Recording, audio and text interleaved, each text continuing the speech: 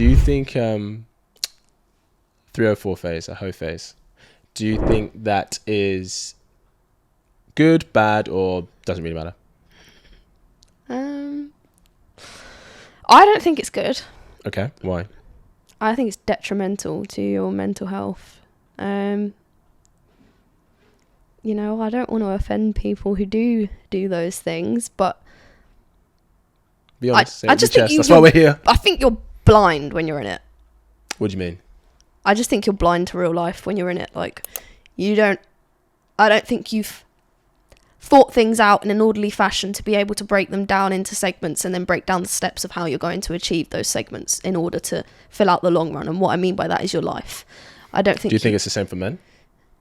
No. Why?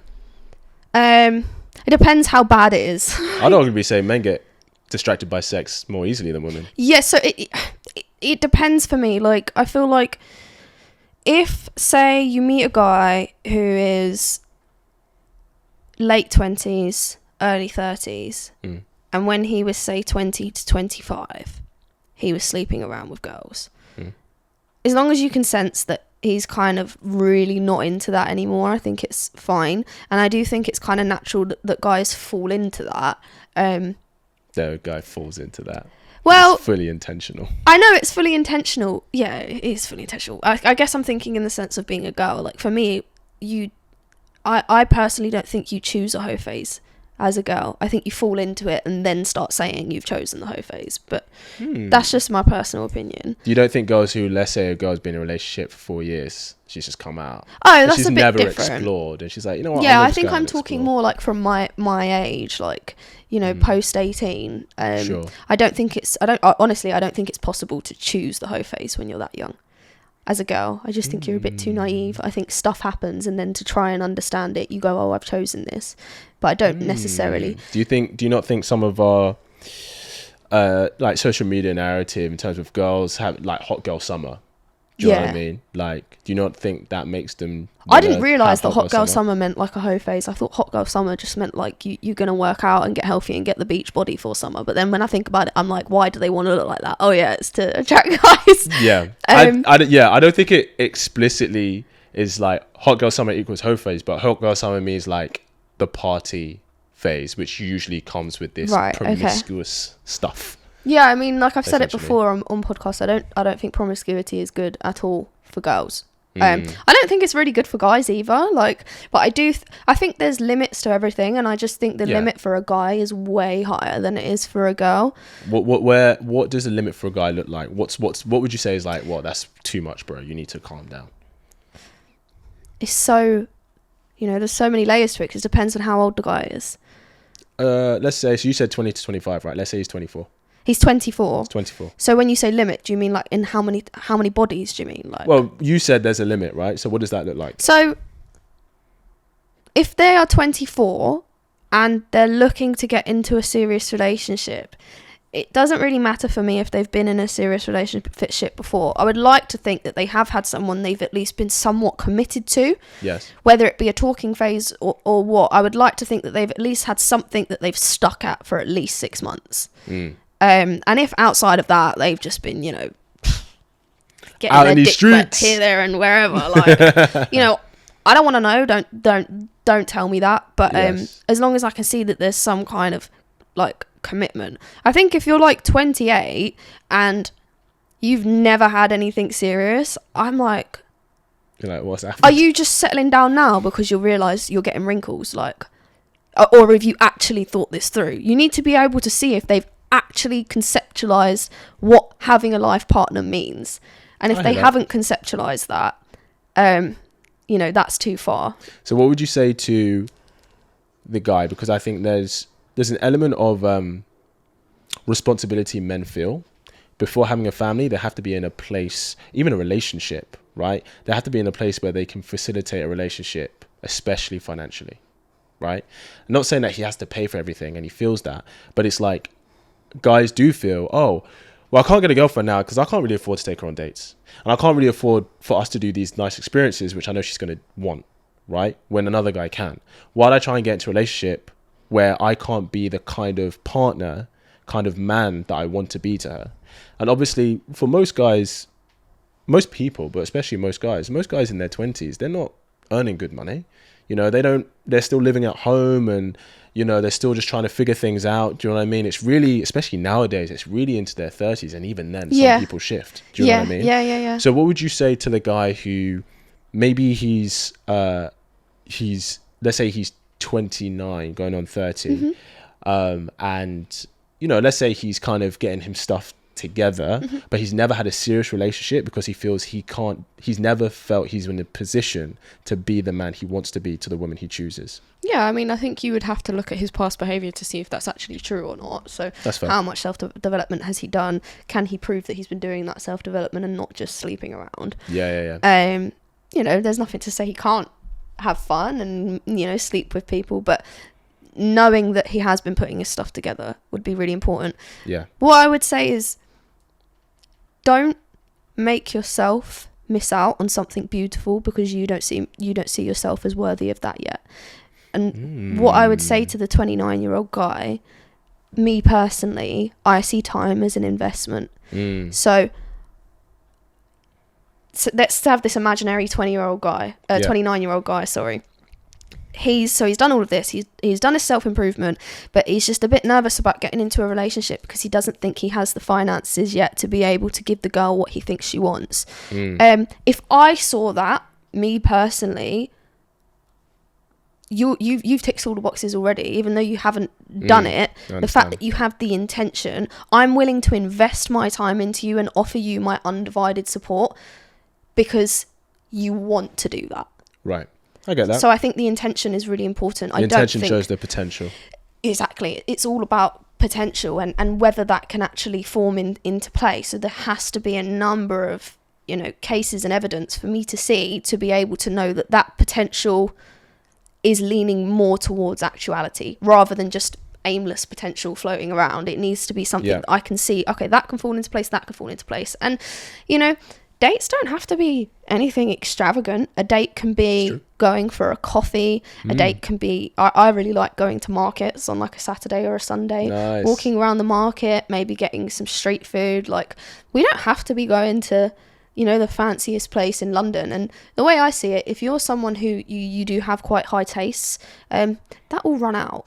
Because you can only see so many chandeliers, you can only go up so many rooftop bars, you know. That's very true. And yeah, they all look the same. Yeah, and it's all that time is an investment thing. So perhaps we spend the first year just doing, you know, we dedicate time to dates, and those dates consist of maybe a cinema trip, maybe going for a coffee, maybe just grabbing some lunch, things like that. It's just time where you say we're going to do something and not just sit and watch Netflix or whatever. It's actually doing something. Yeah. So then when the time does come, which it will, because you're investing into this person and that's going to make them stronger and they're going to do better, and they've already shown that they're capable, they inevitably will reach a point where things fall into place for them and they're granted their due diligence for their hard work. And like, how amazing is that going to be to know that you've invested in this person, and your effort to them and you sticking by them has then brought you up with them, because suddenly you are sat in a rooftop bar and it's like, wow, like you can appreciate it. Whereas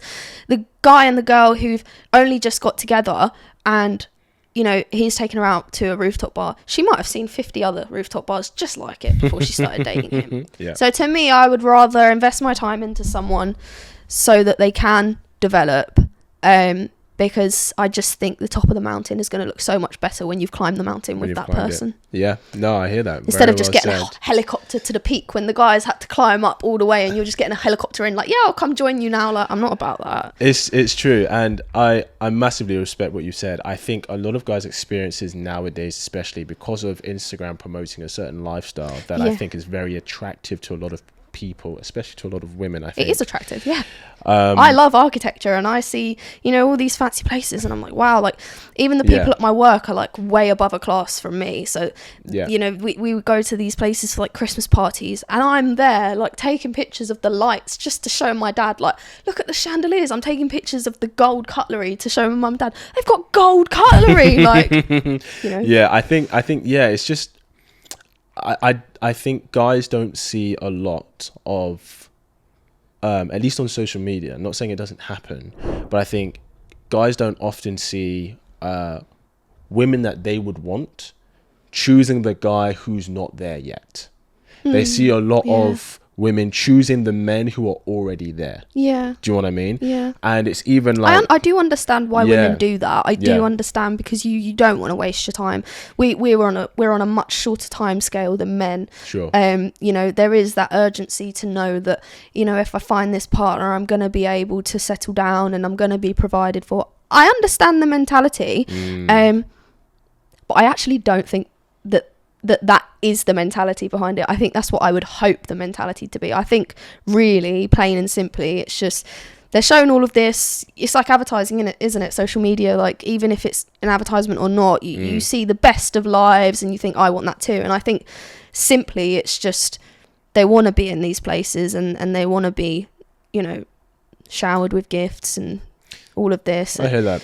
I would hope that they're choosing these men because they understand the conceptual side of it, the being provided for, the safety, the security. But if I'm being honest, I just think it's just they've seen it on Instagram and this guy's providing it, so why not? I hear that. Do you think there's an element of your position on that due to your age? Like, if you were 32, not 22, would you still be... Do you think you'd be as accepting of a guy who is... You wouldn't. No. That's what I mean. It's time, isn't it? If I'm 32...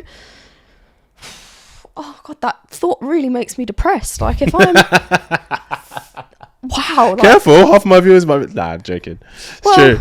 You know, I'm hoping that if there is a 32-year-old watching, that they're self-aware enough to look back and realise they probably, when they were my age, didn't want to think of being 32 and not... It's true. No, I mean, it's something. True. It's true. But, you know, if... Please, God, no. But if it did happen, that I am 32 and I'm not involved with someone and I don't have children, I'd have to... I don't even know. I don't even know. Tolerance level for it would just go... Because I couldn't even then expect one of these men who are, like, you know, they've got it all sorted. I couldn't even expect them to want to be with me. Because why should they? Why should they be with me? Why wouldn't they want to? Like, if you're because men would prefer to go for kind and... Of course, and there's always an exception to the rule, but I think you have to look at things generally in order to make informed decisions about probability. And I just think that when you're that age, I mean, I don't know, like, I'm just some idiot 22-year-old. Like, I would love for people to correct me so I can learn, but the way that I see it is I'm 32.